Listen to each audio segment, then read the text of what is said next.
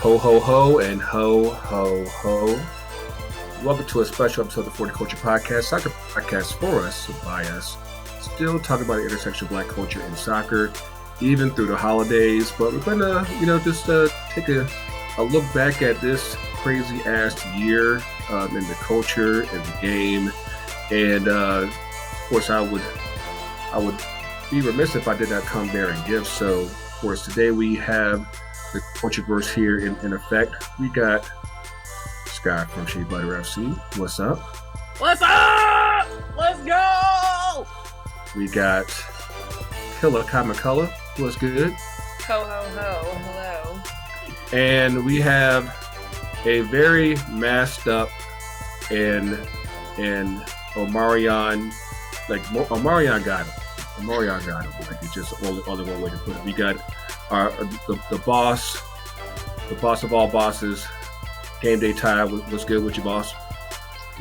Can we comment for a second that we gave this fucking variant the name of the person that no one is scared of? I'm upset. We could have at least given him some bulk. Who's out there in the streets right now that people are actually worried about? No one is worried about Omarion. And that's the problem. Yeah, he just dances and all you just do is just to stay away. And hopefully he doesn't get you, but I mean, You got your boy. That's unfortunate, man. We're gonna just take a quick look back and all the things that happened this year in the game, and we're gonna change the pace a little bit from episodes that we've done this year, but stick with us and we will take a look back at 2021.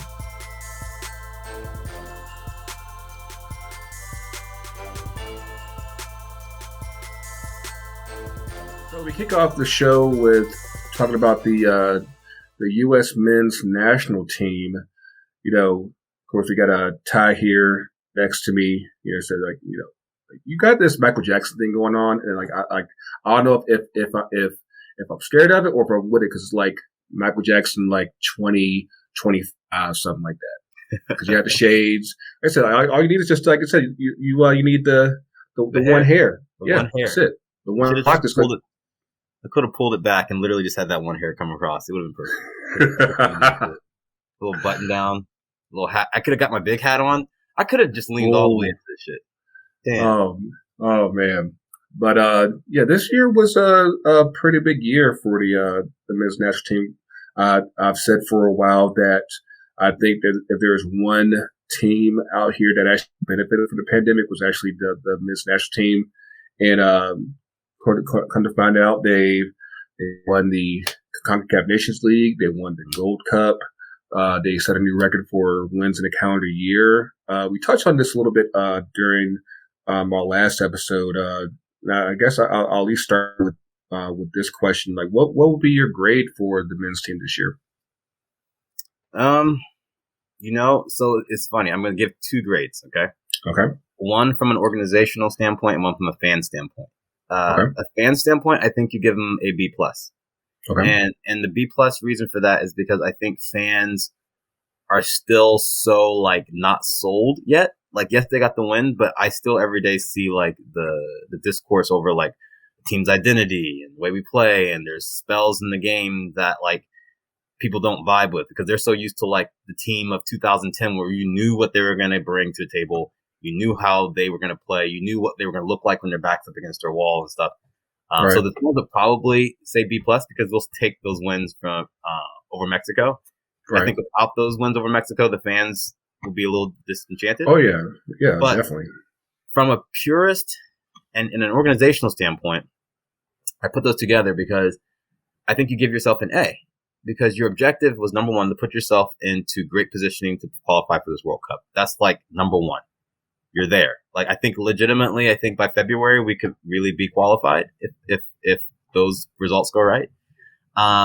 You've also identified talent and had them buy into the system, even if they're not all playing at the same time. PFOC's not there all the time. You don't have Lucas De La Torre there all the time. But you've got people who are willing to step into the system that weren't there before, even if they're not playing every day. And that says something. I mean, you got people who are ready to contribute, even if they're not there all the time. Like even when Musa didn't show up in the was it the league's final that he didn't play in? Or playing that at all? And then but he was ready to contribute for all the other like World Cup qualifying games. Like there's something special if you can get players with that type of like caliber and talent to buy into a system to where even if they're not playing, they're ready to show up. And I think going back to that resilience standpoint, we did get our backs to the wall. There were games where we were outplayed, but we found ways to get results.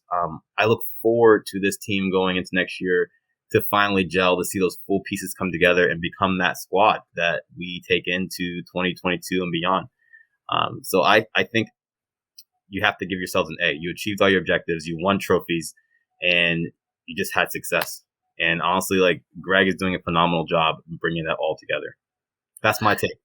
And you can't even call it being a homer this time, but because I mentioned it during the last show, like my grade was an A minus, and I think the main reason being is that you literally saw growth in both depth and results.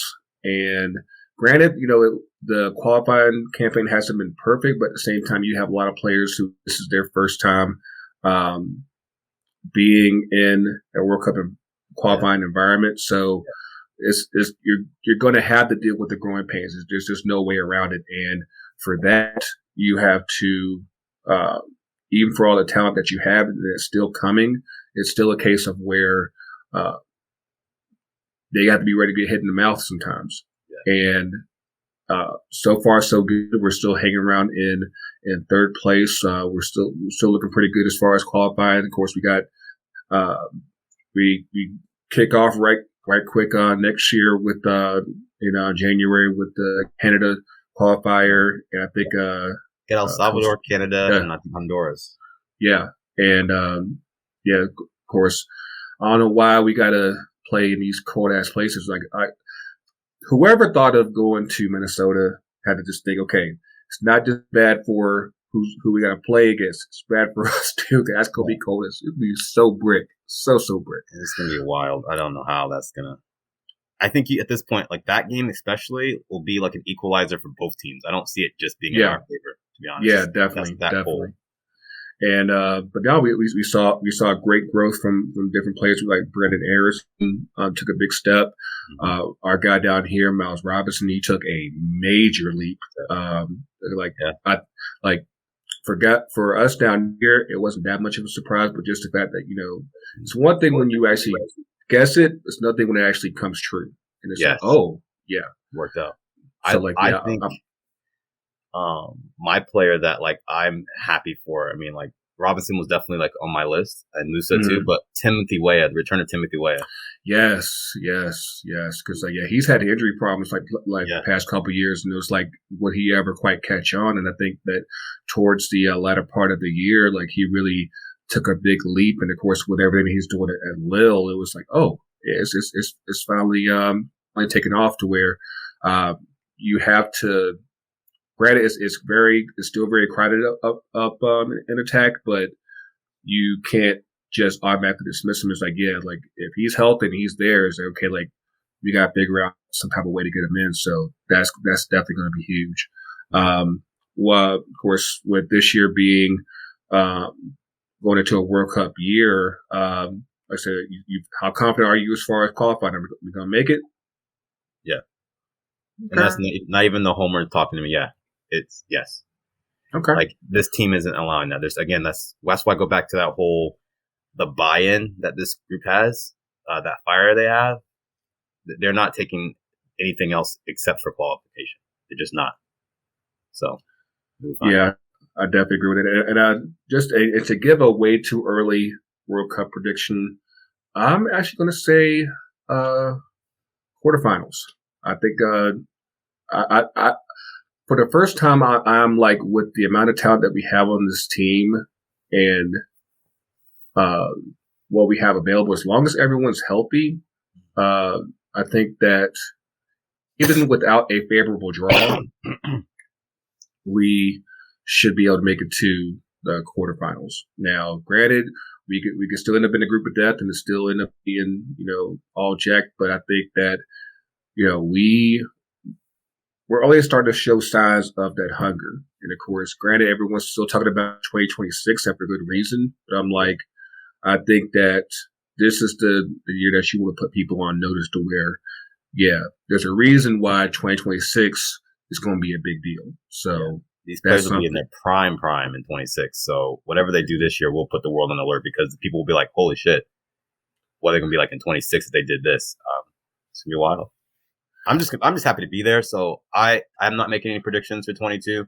I know. I'm trying. Like, we need that Gameday Ty hook up for U.S. Soccer. Like, I know you know people, man. Like, we need to go ahead and get them pictures, get them interviews, and get that thing cracking, man. Because all I know is it's going to be a fun year, man. But while I got you here, let's pivot real quick. Of course, let's keep it stateside and now look at MLS. Of course, the season just ended a few weeks ago, and we have new champs and NYCFC.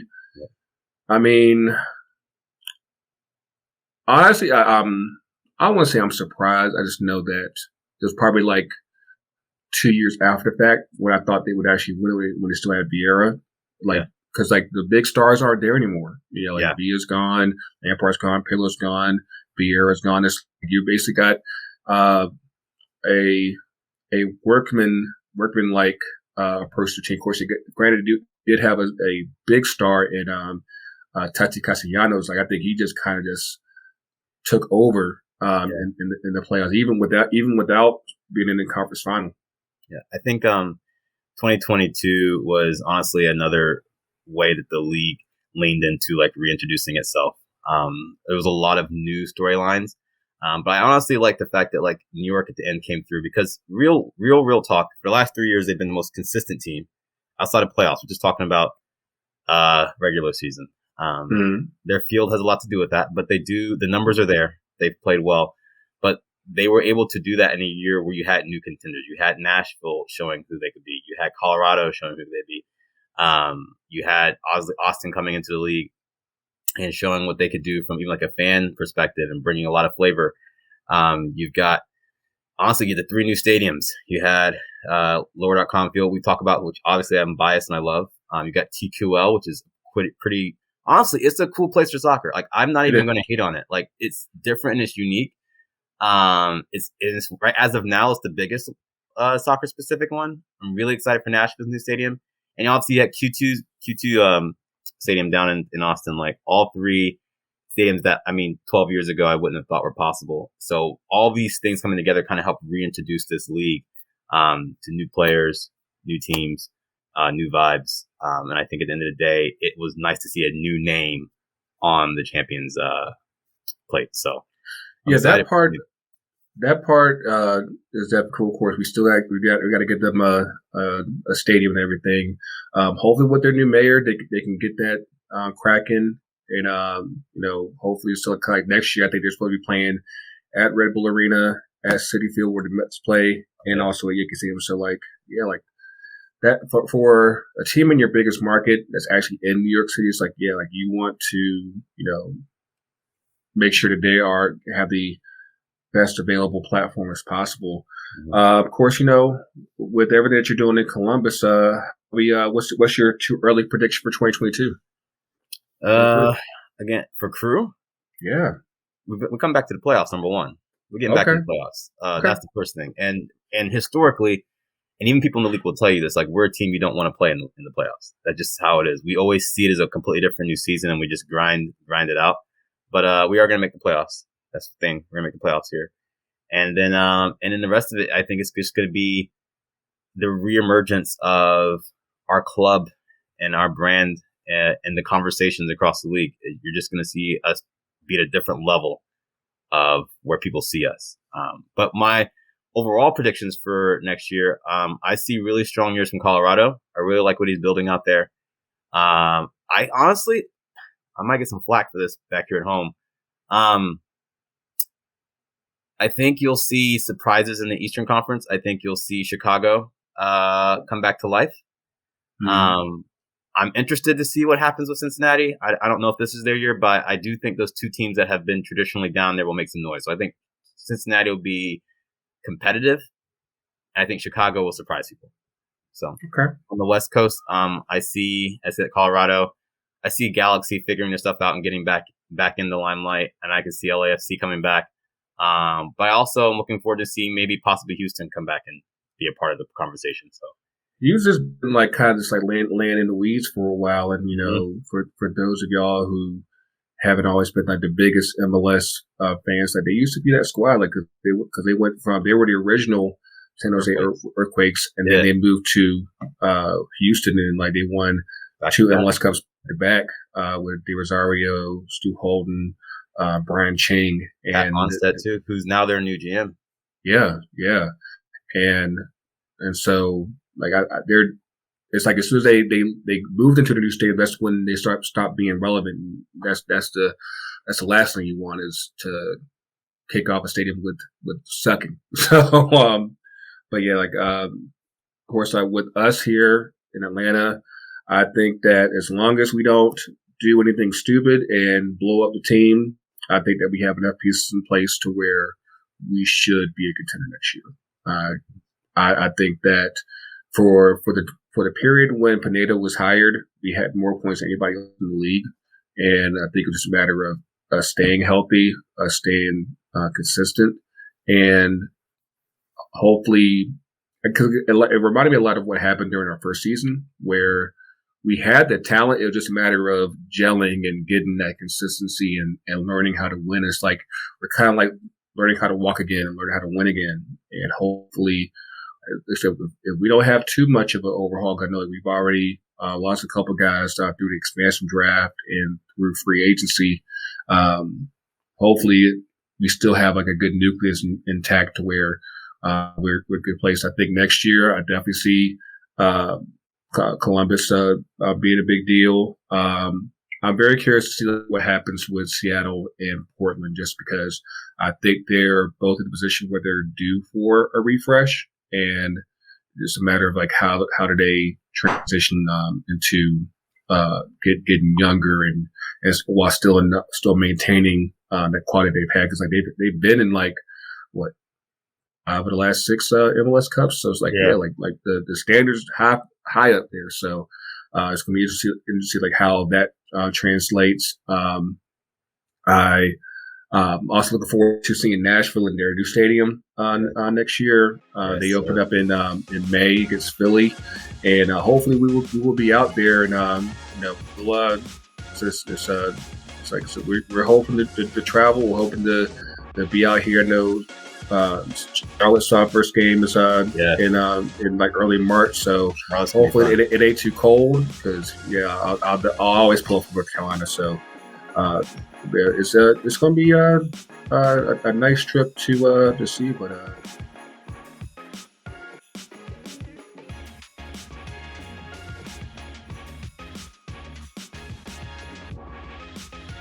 for the new year is to open my mouth more. Definitely community build. We got some stuff that we plan to do in the new year. We actually will be interviewing people across the space, unveiling new segments. Yep, you coming? Yeah. You gonna come? Definitely community building, connecting. I'm actually gonna write a little bit.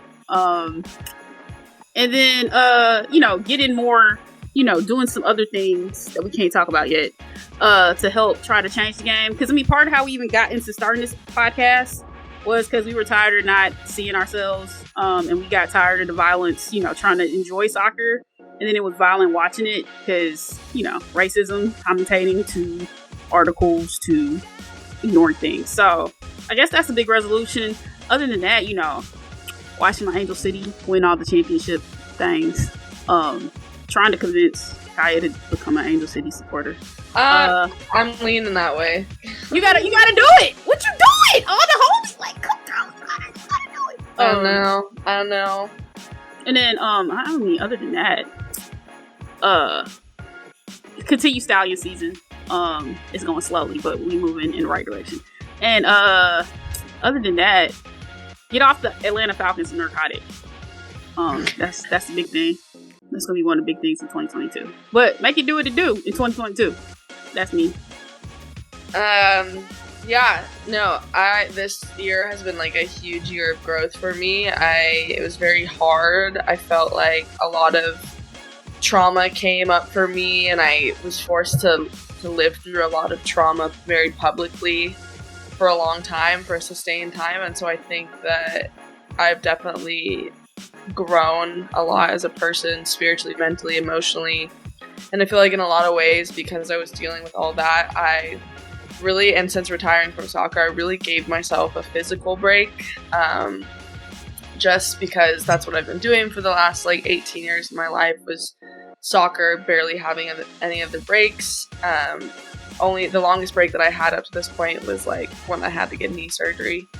So one of my goals for sure is to just be more consistent in the gym and just feel really physically strong again, because I feel like I'm at the strongest I've ever been mentally, emotionally, spiritually, and I just want that to be super aligned. So that's one thing. I want to continue growing my own spirituality. I got really into figuring out my belief in the world, and a lot of that has to do with going to therapy and having the best therapist ever, who's also an astrologist for me. So just being able to kind of formulate myself wholeheartedly, I think, is another path that I want to take. And what else? I want to start, because I got so busy and I started a new job and I got into law school, I want to get more consistent into reading for pleasure this year again. I used to love it as a kid, so reading a book a month. I want to start a garden, because I want to make my own salsas, and and I want to crush law school. I want to start law school off really well, as I'll be starting in August. So I don't know. I want to find the right city for me. I don't know where I'm leaning towards, so don't ask me. I want to find the right city. So those are a few of my goals. Wait, are you also going to give up Red Bull and vodka? Am I going to volume? I'm going to get you right. I got to get y'all right. I'm going to get you on the right No, I'm not giving it up. You said not it's happening. Tell me after your first year in law school. Down. You know what you can't give up there, Skye? What? That hoodie that you got there behind you. Oh, the hood. Which one? Because there's two. Oh, yes, there is. Wait, hold up. First of all, Formiga. Wait, hold on. Shit. Yes, the goodies have come in. I see from the Cultureverse. The scarf. Got I'm scared to put on the Formiga. The Formiga hoodie is so good. I'm scared to wear it because I'm scared to put something on it. I mean, fire. We try to provide the goods, from FTC utility.myshopify.com. I had to, make sure I gave myself something nice for Christmas and everything, and y'all can do yours as well. Pause. Hold on. What's up? You had on a Sarah Gordon situation. I know what you're talking about. Don't do that. That was really cool. And then you go tag us in the chat? What's this? That was rude. We're just, we got things in the lab, for next year, because the hoodies will keep going, as long as the weather will allow it and everything. We'll probably at least do it through probably March at least. And, so of course that Formiga hoodie, that was, one time exclusive. I think we might need to do another Formiga hoodie, just in a regular one, this nice Thierry Henry hoodie. Yeah, I like how you just slid in with the Thierry Henry. I had to get some holiday freshness. I couldn't just leave myself neglected and then give goodies for everybody else. I had to make sure I'm telling you, treat yourself. You should get the hoodie with the cutoff, and then get the Formiga or whatever. You get anybody, just had a little whatever. I'm trying to get y'all could have a tank top situation in the hoodie. You could have a short sleeve situation. I'm trying to get Angel City like all the way laced up. I can't tell you that much. That yeah, Angel City's about to be a real deal, and like the I got that Grady, I got that Rosa just right, and I'm like that fancy pink. You got the great. If you can get the shirt in the fancy, in the pink. I probably could, but that'd be like some like you got that's some season ticket money right there. So you just I won't rule it out, but just stay tuned on that. I figured that. That's what I was just asking. I just had to ask. Cause that'd be fire. Cause that matches my skin tone. You looking like that.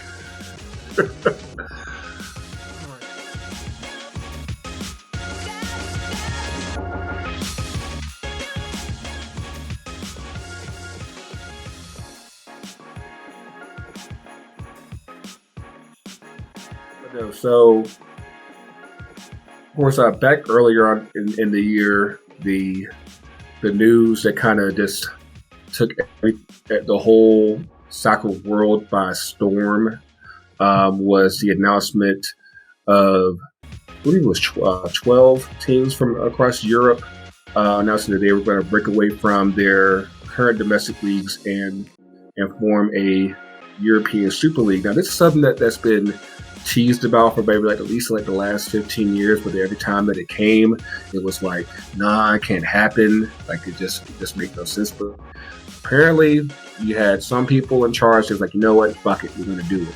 And they tried, Skye. And I know you used to have a favorite team, and like the fans back home were like, nah, fuck that, we gonna take over and we gonna let y'all know that we can't do this. Mm-hmm. Yeah. What I mean? Yeah. What? Yeah. I mean, are you talking about Manchester United? Yes. My attachment to the. Yes.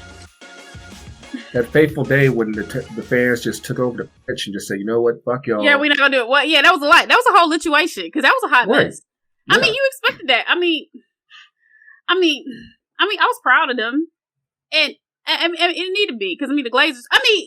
That was probably a combination of just the Super League foolishness on top of the Glazers just existing as entities, right? And fucking up teams left and right. But that was like because who they were supposed to play that day? They were supposed to play Liverpool. Yeah, that's right. Liverpool. Oh yeah, and they totally was like, nah. That was a proud day.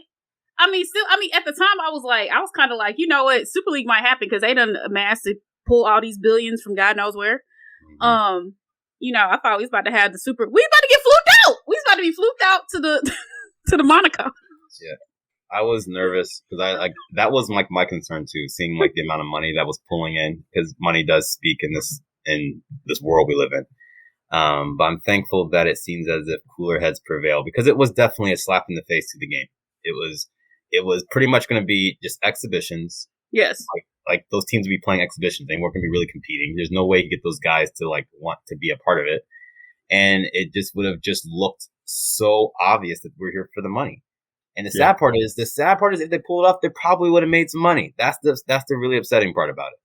But I'm thankful that, again, we don't have to worry about that. And soccer gets to be the world that we've known. So I'm a big person that's okay like with change in most sense, but like that was just to me like disrespectful to the sport. It's one of those things where just the whole logistics of it, especially in the fact that they were really trying to say that like, okay, we're going to have this league that only we can compete in. Like we'll invite a couple other teams, just to kind of mix things up from year to year. But for the most part, it's also going to be us.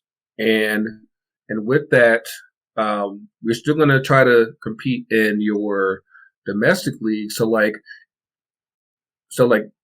even if let's say United finishes 7th, it's like, hey, doesn't matter. We're still in the Super League, no big deal. It's like, hey, whatever. Even if Spurs somehow managed to win the league, right?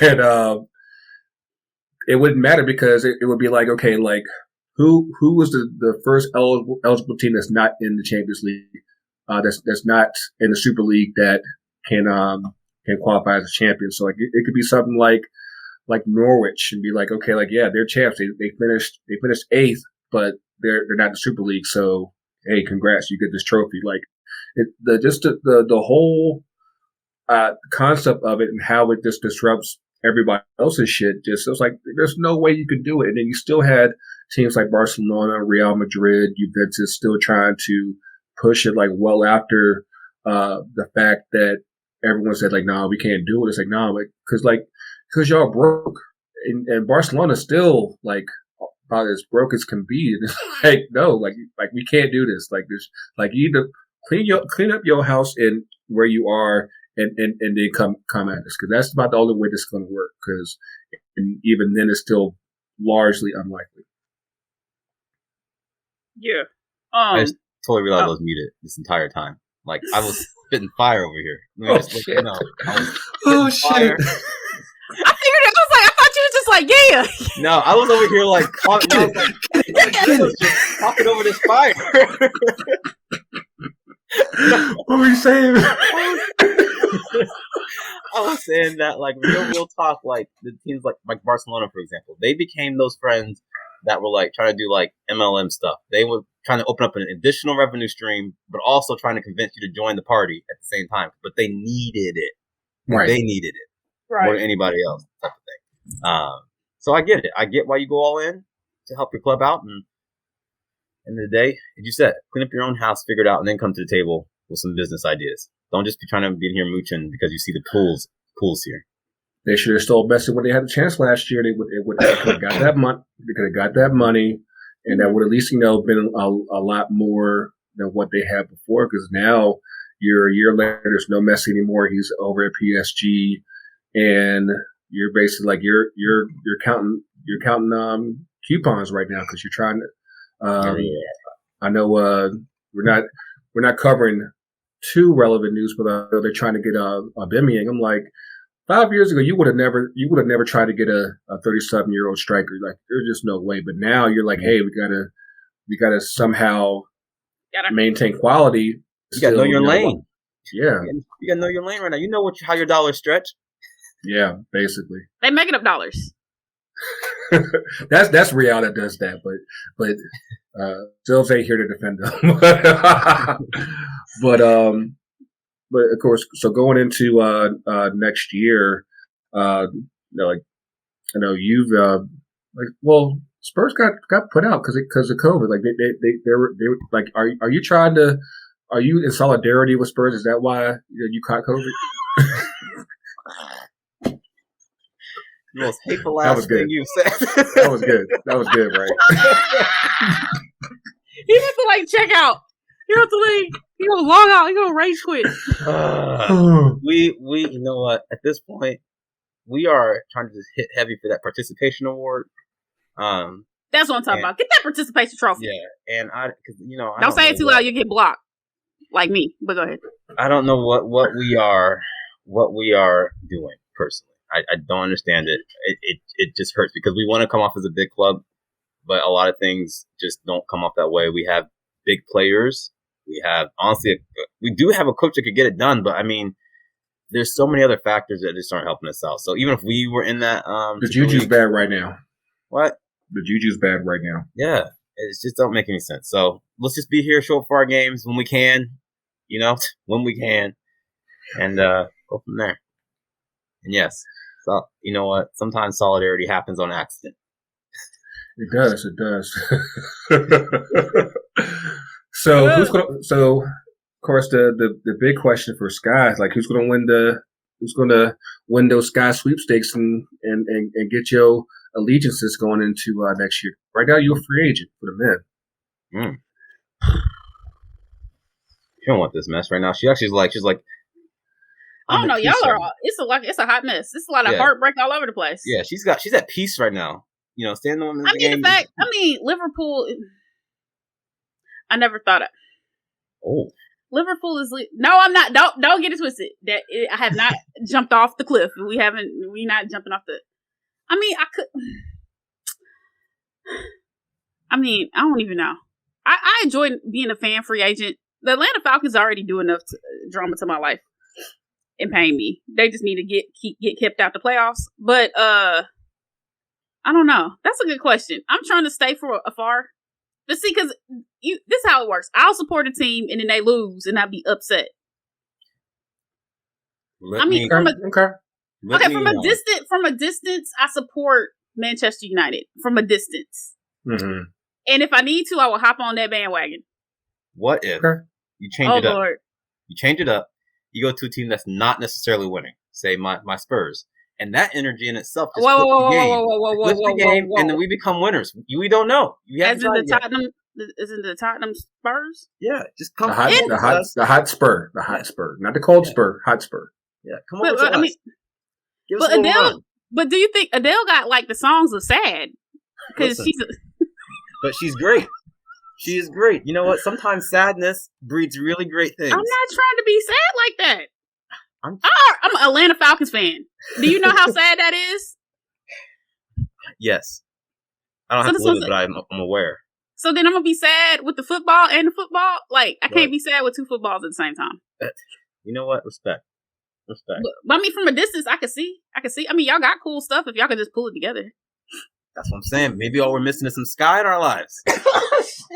But I respect if you don't want this mess. I respect it because you got to protect your peace. 2022 is about protecting your peace when you can. So yeah, that's why I said I'm gonna be from a distance. Because even Manchester United, I'm like, what are y'all doing?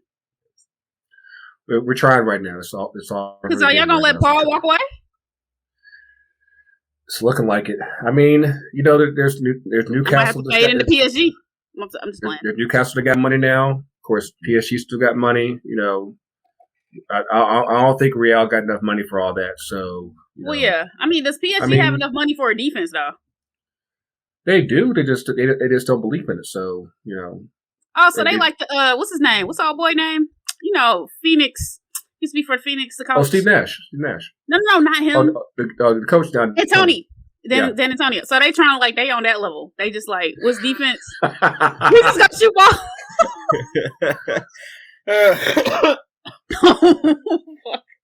That's what we're at. So I mean, I don't know if I could do that. I mean, I could do that, but I've seen too many PSG games where I've been like, why are y'all going outside like that? I need y'all to have a little bit of defense. I don't know. I have to pray about it. I got to think about it. I mean, Pochettino might find himself without a job soon enough because it's like, hey, trying to manage PSG is just work, and you never know, by this time next year he might be on his way back home over to London and be like, hey, did y'all miss me? And like, kind of. But going into next year, of course, first question: can anybody beat Barcelona women? They're not current. Okay, well, take it back. Let's see what Lyon does. Let's see what Lyon does. Yeah. Because when they lost, not only got booted out of the Champions League and then they lost the league, they just bought everybody and put them on their team. Yeah. And then they apparently anyway, so yeah. So that's the only team. That's the team. So in terms of who's in the Champions League, who could beat them, that would be it. Maybe some of the German teams. Cause they don't have fear. It's a matter of, can you put the ball in the net for them? I've been waiting for the German teams to finally make some noise because I feel like they're kind of like their forgotten power. And they just made a TV deal for Hardline Bundesliga. Right. But so even Wolfsburg and Bayern, they're pretty good. Like Wolfsburg, did they win at one point? Wolfsburg beat the crap out of Barcelona before Barcelona reached this ridiculous level. I think it was Wolfsburg, if I'm remembering correctly. It was Bayern that embarrassed the crap out of them in the final 5 years ago. So, I mean, the question is, do you have enough people to sustain and disrupt? You can't sit back. You can't be in a 5-back and get killed. Do you have enough people to sustain whatever Barcelona throws at you? Because, they got people sitting on the bench that can come rolling through and twirling in. And can you attack? Do you have enough stuff to attack their style? The team that can beat them, I want to see some NWSL teams and some Liga MX teams play them because they attack the crap out of them. Because that's what you can't sit back. You can't be just chilling. You got to attack them. That's why Houston almost beat them. But Alexius Putellas was like, y'all forgot who I is. And she ended that real quick. But I got more for you on that one in just a second. Okay. But Ty, like, so like I said, there's no Spurs in the race as far as Europe. So like, who do you think is going to win Europe this year? Probably Bayern, to be honest. Like, again, like, to be honest, they're the only team that's like realistically built to do it again. Ooh, that might need to be my team. Yeah. I mean, and you got some people. I mean, they're trying to get Dest right now. They're still trying to get Dest. Like, they want Dest so bad from Barcelona. So they're just adding to it. But I mean, PSG for all is like, yes, you have individuals that can make it happen, but I don't trust the team to make it happen. And everybody else is just more like, I see them making it to like the semis and being done. I can't put money on anybody except for Bayern. Bayern's built for it at this place in time, and even over Liverpool. Let's say Bayern. What you guys got? Well, so this has been a weird year because even like with the Liga MX Femenil first part of the season championship where Rayadas will beat Tigres, similar to like the Washington Spirit. Name a team that out the blue won the championship. I don't know. Maybe it's only in 2021, or is it the 2021 and 2022 season? Like, is that energy still there across the league? That somebody so what you're saying is that win. So what you're saying is that this might be RB Salzburg's year. They just roll up and like, surprise! Yeah. Like some random, you shouldn't have won, but they get through, you know. It's got to be the team that won. They won on penalties. They won on a draw, a fluky ball. Because even with the Tigres, it was like, oh man, are they really going to turn around and beat them? And yeah, they won in penalties. But even in the first game, those were 2 goals that were fluky. So it's like, yeah, it got the energy that potentially somebody out the blue could sneak up. I don't know who though. Yeah, I don't know who that would be either. I'm gonna get your thoughts on that, Skye. I know from everything, like if CONMEBOL can link up with UEFA for Nations League, there's no reason why NWSL and Liga MX Femenil can be like, yo, let's just go ahead, just get up in this Champions League. Like I said, we got some heat for that for Barcelona and just make that work. And we'll figure that out. But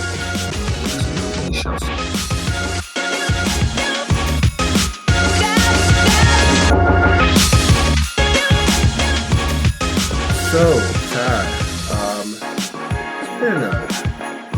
this year's been like a real come up. I can't really express just in meeting you this year and just seeing, the Gameday Ty experience, especially at the Crew Stadium opener, the LDC. We got like some type of signal for that, like just to really put that thing on up. But yeah, man, it's been a great year for you, man. What you got for your resolutions for 2020, or what you think for this year? Yeah. Well, I mean, to kind of go off what you said, last year, to be honest, hasn't really like hit me yet because I don't know. So much stuff. It just changed. It just changed for the city. It changed for me personally. It's been a lot of fun. I think that the latter half of it was me really starting to set my feet in, and that set me up for just me being purely excited. So I've got three things that I'm pretty excited about for 2022. Number one, I'm excited for MLS to be back, our first full season at LDC. We're going to change the game up. I mean, you guys saw what we did last year, but we are going to change the game up, and it's going to be fantastic. I am also excited for, continued health for everybody. I mean, now that I am in this space where I have, caught COVID, I don't want anyone else to have to go through this, and I would love to see this year be in a space where sports can live and live freely. Yeah. And I'm also excited for World Cup in 2022. I mean, there's a lot of drama and political stuff around it, but at the end of the day, I am excited for the things that will happen on the pitch. I'm excited for the storylines and the new heroes and villains that we'll meet come December of next year. So, the World Cup, that's going to be something. I think, just because I don't know if you saw the Arab Cup a couple weeks ago, kind of like their dress rehearsal for the World Cup. It was interesting. It just seemed like the modality, the stadium that they built. Like one literally looks like a tent. Stadium inside of a tent, which is kind of wild to me. Of course, all the human rights and political stuff notwithstanding, I mean, it's still a World Cup. So hopefully, granted, you're doing it basically in the middle of a European season. So how players react to it, that should be something to see. And just like you hope for, just all in all, a decent tournament where it doesn't look like complete shit. So, yeah. As far as my resolutions for next year, I piggybacked on our last episode. Was we want to get back on the road. We had the opportunity to, like I said, go up to Columbus this year. That was pretty much like all of our only real traveling for this year. Like we had been used to doing that. The first couple of years up until COVID really just took over everything. But yeah, we want to get back on the road. We want to get out to LA. We want to get out to Chicago. We want to get out to Madison finally for that side of the Henny Derby. Some things that we want to do, and hopefully, we got the ends to make that happen and just connect with the people, because that's what this podcast has always been about, is connecting with the supporters, with the fans, and that doesn't mean just doing it here remotely. It means actually, shaking hands, bumping fists. What's the name? Yeah, we're bumping fists now. We can't shake hands. Well, I guess on that note, can I give some resolutions for 2 Cents FC? Can I talk about that? Yeah, go ahead. I mean, that is one of the big things. I'm excited to get the entire Cultureverse, the entire 2 Cents squad out in the field this year. As you said, you've got some trips lined up. I want to see where Shea Butter is. Yogi gets some places, and I think even Amobi and Elle are going to pop up places. And even myself, outside of Columbus crew stuff, I'll be in the streets. So what? Yeah, and I will get five blood minimum, baby. Hey, I'm here. I'm here. But I'm excited for that. I'm also excited for just this new level of exposure that the 2 Cents FC family was about to embrace. It's going to be a very unique year. A lot of conversations that we've been dreaming of having, we're going to have. So I'm excited for us to take that on. And then I guess third wise is, honestly, I'm almost seeing this year as a reintroduction of 2 Cents FC. And because, it's not just the 2 Cents podcast anymore. We're an entire family, and I'm excited to show everyone how connected we are, how real this is, especially when we all come together to do these great things in the space of soccer. I'm just super excited to do that. We're going to reintroduce ourselves pretty damn well. It's going to be a big deal, y'all, and can't wait to really show y'all, see y'all in our ultimate form. And I'm excited to not be like this. yeah, man. So. Yeah, of course. Yeah, for you get better, because 2022, baby. It's gonna be a pretty big deal. It is.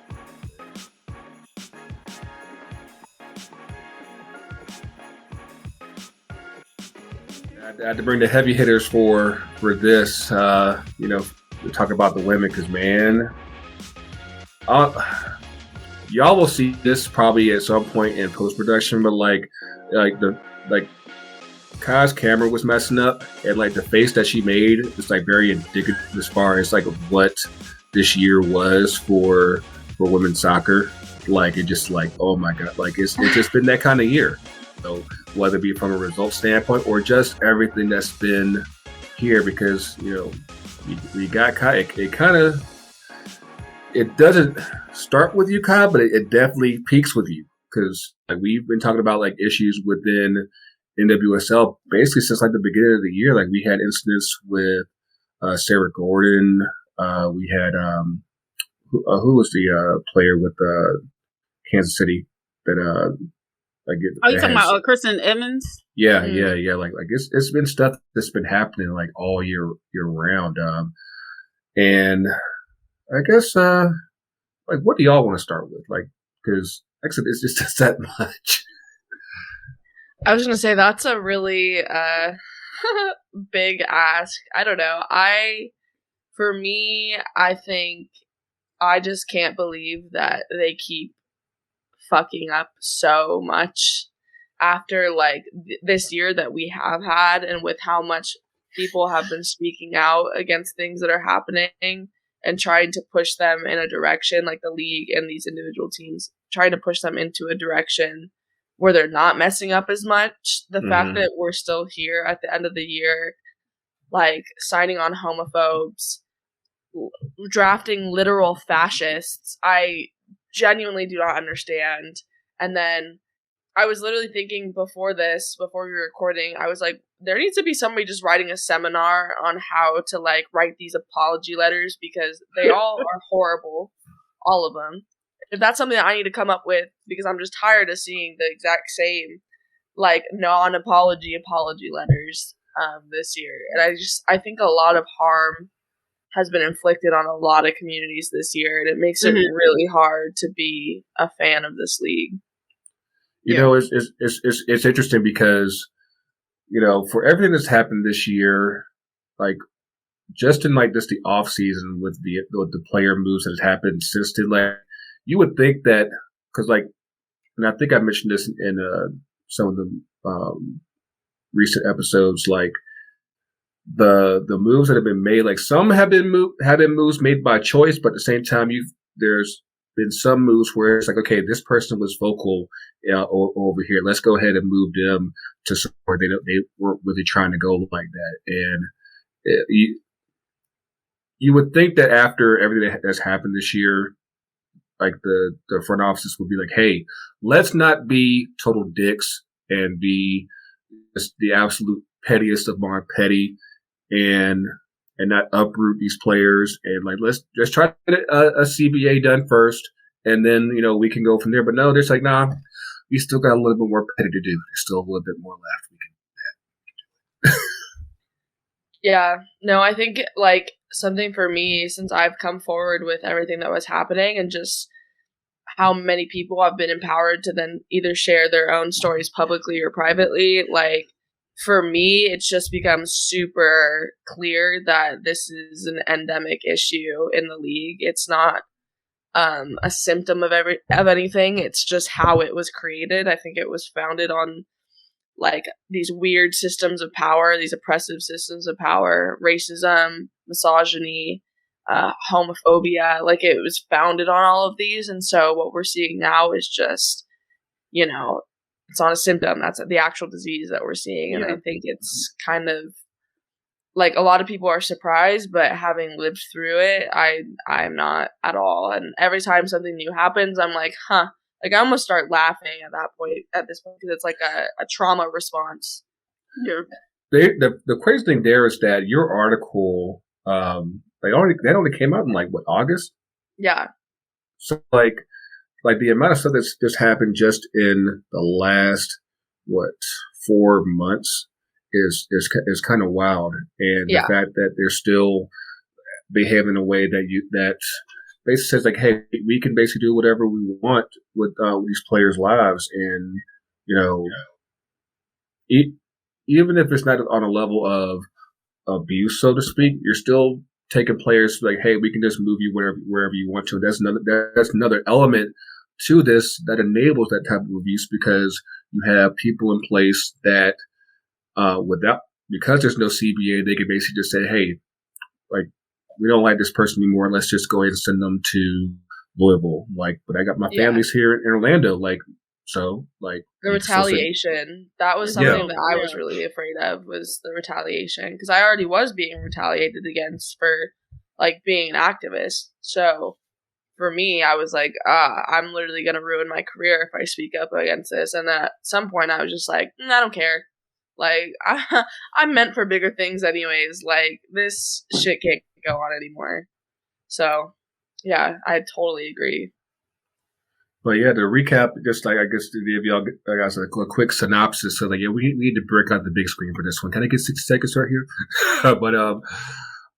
So starting in February, we had instance off the field with Sarah Gordon. We mentioned the instance with Chris Evans that where investigations were had, and the league were like, nah, nothing happened. Whatever. Keep it moving. Can I comment on the investigation side of this? Yeah, go ahead. You know how they were commenting on or how they were like, investigations. We're gonna have so many investigations, right, for everything that's happened.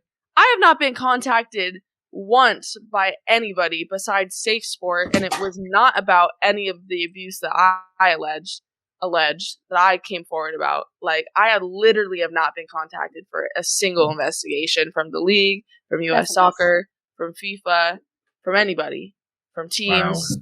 Wow. Let me air that out. Happy New Year. I have not been contacted, and I'm like, all right. Matter of fact, I might have to tweet that out after this. I'm mad now. The level of unseriousness, and this was something that, as we go down the list of events, especially with what happened in Chicago, we had national team great Kristen Press basically pull out the receipts that she had been documenting and going to U.S. Soccer for years, saying like, hey, there's issues going on here in Chicago, and for U.S. Soccer to be a vested partner in the NWSL, literally paying the salaries of players in the NWSL. Like, you can't just, turn a blind eye when you are a partner in this league. And that's basically what's happened, where, you've enabled this level of abuse because you are a partner in this. Yeah. And for this to have gone on for so long, like it's just like yourself, Kai, you had Mana Shem, I remember Miss Fairley's first name. I don't know what. Sinead Fairley. Sinead. And like the list keeps going on, and it's like, this is something like, and I mentioned this like back when the season started, because they got the new deal with CBS, where people have been able to watch the game much more frequently than before, because you had the coverage through CBS Sports and Paramount Plus.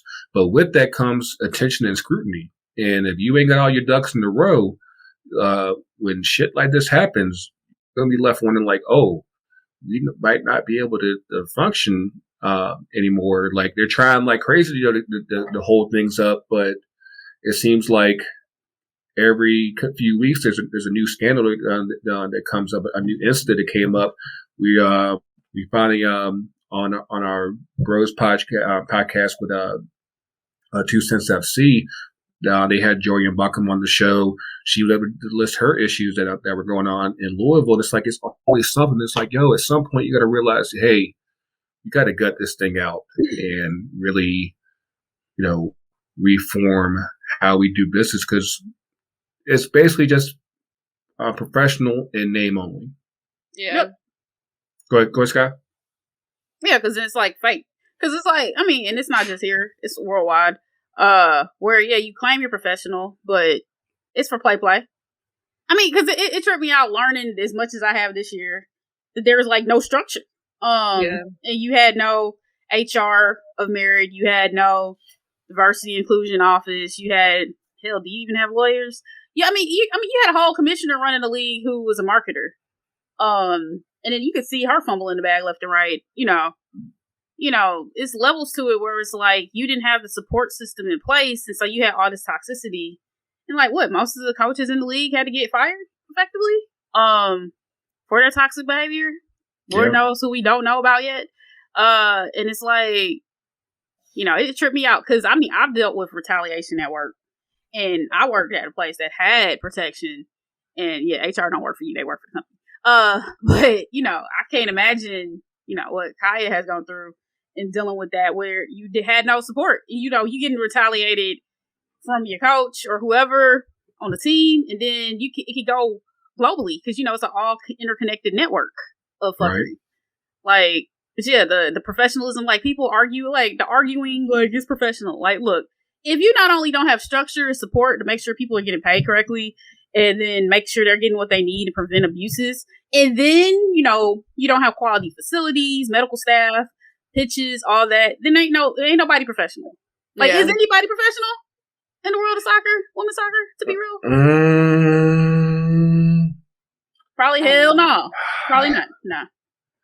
I can't give you a definite answer, right? Because it's crazy because when you have you had successful teams like the Thorns who were largely successful, but then you realize this stuff that they had going on behind the scenes. You're like, well, shit, if it's happening there, just imagine what's going on in teams that aren't successful and there actually are legit, just badly run organizations. And, it is crazy, especially considering like everything that happened this year with the league, especially with the Washington Spirit winning the NWSL championship, like, of course, because they're ground zero. Like I said, with Kaya and everything that happened, like because they ended up firing their coach. They ended up firing the GM. We're still trying to get the Spirit sold, and I'm like, this Steve Baldwin is just that's a level of petty that I just do not understand. So I'm like, that's white and petty though. That's what rich white. I've seen it before. It's so real. Like, it's real. It's real. Like, people are like, I don't get it because Michelle Kane wants to buy it for $35 million. Way $35 million. Way overpriced. But the white man ego is undefeated on that fuckery and petty. It's a hell of a drug to be a white man. It must be. These people with money, bruh, like that, like could tell me shit. But that's where we are, and it's like you even like the teams that are just all and out dysfunctional, they're still able to somehow be successful, and it's just wild to me. And of course, you guys are following this, far more regularly than I am. But like, just every time I see it, it's like, how do you do this? And like, we're in the off season now. I know teams are supposed to be reporting in, I guess, at the beginning at the end of February for the Challenge Cup, and it's like, we need to get this CBA done. We need to get an actual Bill of Rights done to where you have basic player rights for everybody. It doesn't matter if you're on the national team and you get that preferential treatment. It should be applied for everybody. Everybody. Well, I mean, I actually think it's good that allocation went away. Because that was getting lost in the sauce of all this crap that U.S. Soccer Federation was in charge of the NWSL. And so all this foolishness was happening on the watch, and that's probably why they were pissed at Kristen Press for pointing that out. But it's like, it's like you have all, like, they've been in control. They're trying to like go, oh, we're going to have them investigate what went wrong with the NWSL, but it was U.S. Soccer. You're investigating yourself. Yeah. Like, what are you going to find? Right. Nothing. Like, how complicit you are? Like, shit. Yeah. And that's been the thing is like, I've just in my own personal circles, like and people that I talk to that discuss soccer, like I've been doing this for like the better part of 12, 13 years. And like, I probably say like around 2015, I was like, something's up with U.S. soccer that people don't want to admit and people don't want to acknowledge because people want to think that, we're not as bad as the real corrupt countries. And I was like, I don't know, like we seem to be learning their ways real fast. And that was well before any of this really came out. And I was saying, like, we're not the white hat in all this, like, by any means. And for everything that's come out just in the past few years, like, because you think about, like, U.S. soccer's going broke because they've been stuck in lawsuits already. From losses on the men's side, and also with still lawsuits with the national team with equal pay. But like now you see that you also have this on their plate. You're like, what are we doing? Like how are we able to trust this federation to do right? Can you really though? In this space? I was going to say, their whole foundation is built on exploiting labor from people. Right. Like, can we ever expect them to do right? No, you Probably can't. not. Because I mean, you got to ask the question of what they're doing with the FIFA money that they get. Because it's like you're not necessarily giving it all to the men, and you sure as hell ain't giving it to the women. And then you making excuses. If FIFA's sitting there like, yo, we gave y'all money, so y'all got to figure that out. But it's like you're making excuses to being broke, but you're doing broke behavior. I mean, but you also upholding white supremacy though, so that part. That part, man. Listen, like, I'm just coughing and broken struggle. I'm gonna just make a brief mention there, and I'm gonna move on. But I'm like like at like when popes and saints get canonized to become saints, I guess. No, like sorry, I don't know. I'm uneducated. It's a religious thing, like okay. Just like how people actually become saints, because they were always just saints. They actually were real people and everything. And it's like the canonization of Carly Lloyd the past few months is absolutely obscene. It's obscene. My god, it's insane. My dad got blocked by her. I was like, Dad. Oh shit! I got blocked. I got blocked this weekend. I got blocked last weekend. Oh shit! Yeah, he sent me a picture. He was like, "What?" And I was like, "Dad, you made it!" Like, what? Welcome to the club. Hey, welcome to the club. I'm not blocked. I'm not blocked. How are y'all not blocked? I got blocked. She dig deep when I said the participation trophy tweet. She found it because I had USSF. She must sit there and like scroll through the mentions of her name. I didn't mention her name. I didn't mention her name in the tweet. That's what's wild. So it's like, what in the narcissism are you doing? Go see a psychiatrist. Go get help. She retired now, so hopefully she will get that time to get the healing that she needs. Because between her own actions and then just U.S. Soccer, just attempting to basically say like, hey, we want to make sure that you have the most golden parachute ever. We're going to let you choose who gets your number. Like, if Mia Hamm couldn't do it, why is Lauren Holiday to get sent off like this, man? Like this is. I want to make an analogy. The way that somebody who has like an American flag on their car or like a bumper sticker, even in their house, when somebody's a fan of Carly Lloyd, I feel the exact same way. I'm like, something ain't white about this. You know what I mean? It's like, that's the same feeling I get. Yeah. Because, because even looking back at her in the World Cup, because people are like, oh, y'all are just hating because she's feeling this. Like, no. Lauren Holiday was the best player in that 2015 Cup. She scored it. So Carly scored a little hat trick when it didn't matter. But, Lauren Holiday is why they got a trophy. And then from then on, Carly, it's a lot of stuff that I look back on. I'm like, yo, she finally actually acted like a professional athlete, so she was able to sustain herself. But she got given the grace as a white woman to live in mediocrity for a minute, then get to the elite. You don't have that happening with black players, and so it's like, how are y'all gonna sit? How y'all gonna sit? Like you didn't let Mia Hamm go out like this. You did. We go down the list. Like, so how are you doing this for Carly? Because she played a lot of games. Yeah, like a participation trophy. And it just trying to throw awards trying to throw awards directly, clearly throwing awards so that you could try to get her to win the award, which was wild as shit. Like, you're gonna leave all the black players off for Player of the Year, trying to do that was wild. That was wild. That's the wildest shit. So let's dig up in that real quick. Because, like, all things considered, I was like, for everything that's happened this year, I think I don't want to say it's an emergence because we've always been there, but at the same time, I think that black players have definitely taken a platform that wasn't always there before, and still in a lot of ways still isn't there. But the standouts have been there, both on and off the field. Of course, you have yourself, Kaya. You have Jorian, and then of course you have the on-field player with Kristen, Crystal, Sophia, Lauren, Lynn. Just there's so many to list, and it's like the fact that you have so many that they're the attempted erasure of these black women, over the course of the year, despite everything they've done, is absolutely obscene. I'm still not over the fact that Mitch didn't make the Olympic team, and Lord Jesus, just it's Lord.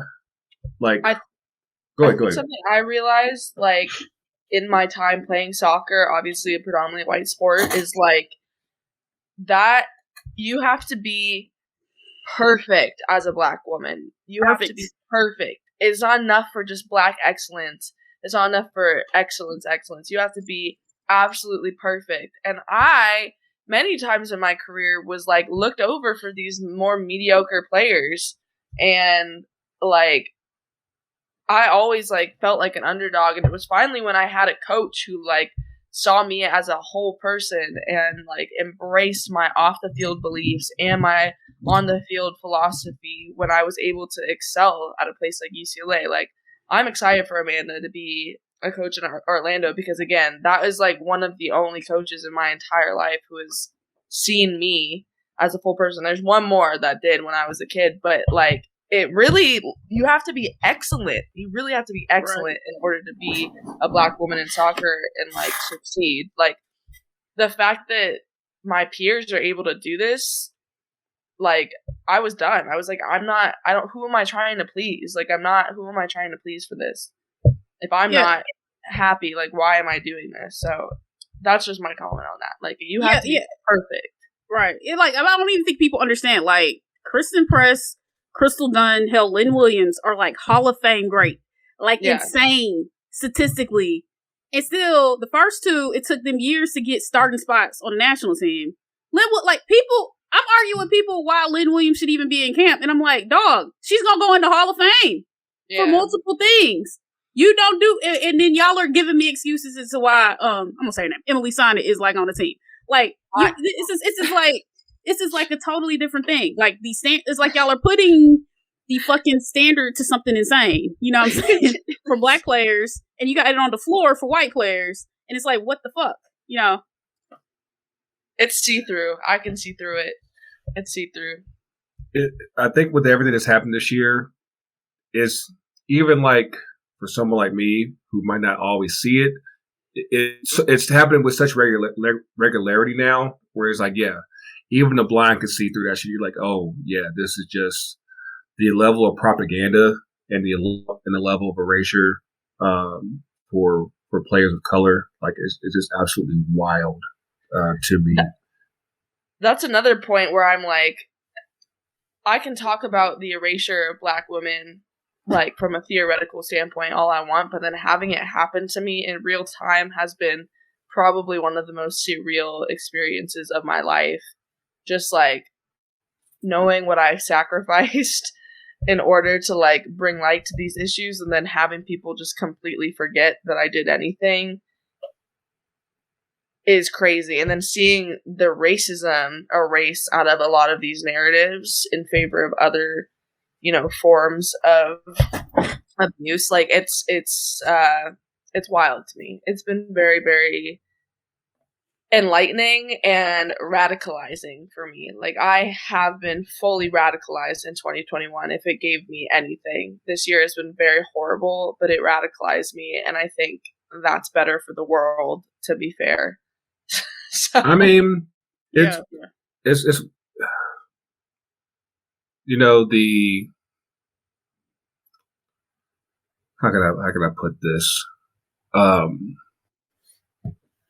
In real time, I can only imagine, and as us here on our podcast, and of course with the rest of the team, we've done our best to make sure that we hold you up, because I mean, it's like a lot of this doesn't happen without you speaking out first and just taking that risk and saying that, hey, shit here is fucked up and it needs to change.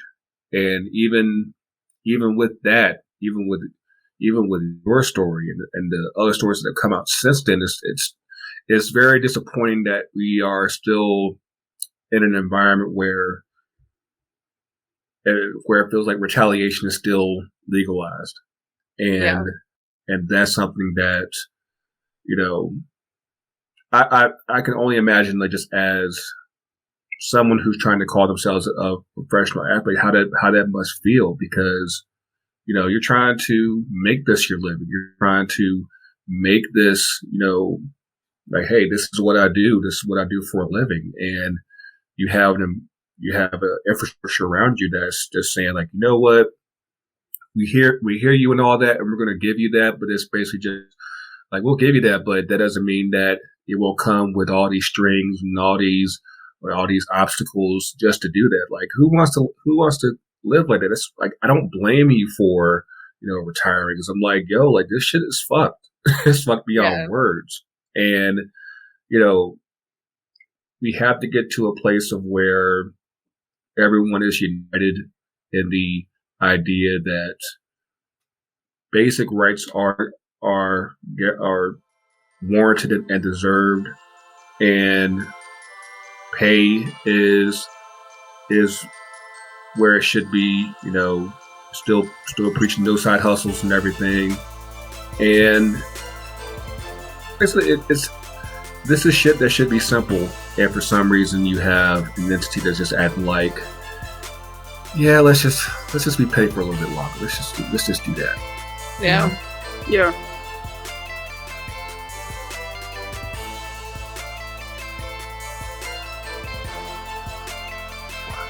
With all that being said, thank you guys for a great 2021, and hopefully nothing but great things for 2022. Again, thank you to Ty, to Kaya, to Skye, for joining us and giving us this year-end review, this Cultureverse holiday. As always, you can catch us on social FTC. UTD. Okay. Facebook, Twitter, Instagram, FTC UTD Pod on TikTok. We might do something on there, but I don't know. But of course, you can find 2 Cents at 2 Cents FC on Instagram and Twitter. You can find Shea Butter FC, SBFC_podcast. We're not spelling it, because like last time we did that, like, that was just a whole lot. But are we going back to Unfiltered next year, Kaya? Yeah, I feel like we need some smoke. I had to take a mental health break at the end of 2021, but yeah, we're coming back. Yeah. Can't wait for that. Season dos. Season 2. Yes. For y'all out here, keep enjoying your holidays. We'll be back in a couple of weeks with the hot shit for Ty, for Kaya, for Skye, for Sills, for Coach, for Mayor, for TK, for L, for Yogi, for Moby, for Loose Change, for Chris, for the entire 2 Cents fam. Us to you. Be safe out here. Mask up, backs up, tap that, backs that, smash that, all that. Coach is real. Coach everywhere. We'll see y'all soon, y'all. We'll be out.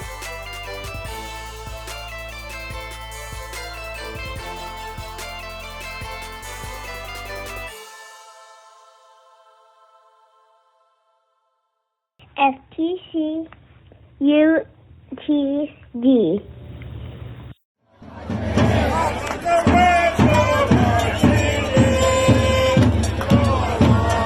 Coach, good game.